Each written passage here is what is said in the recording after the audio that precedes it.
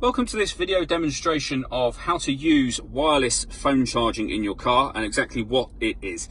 So in this car, which is a Hyundai Ioniq, it's a 2017 model car. This is the symbol to let you know this car's got wireless phone charging, and this pad is what charges the phone.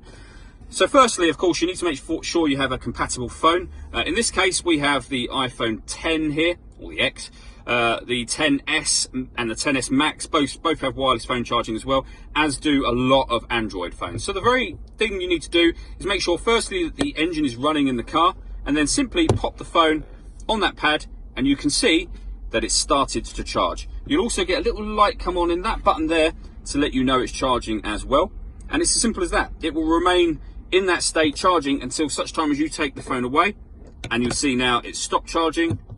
Pop it back down again, and instantly it started to charge, and you'll see the green symbol up in the top corner to let you know that that's happening. Really great system.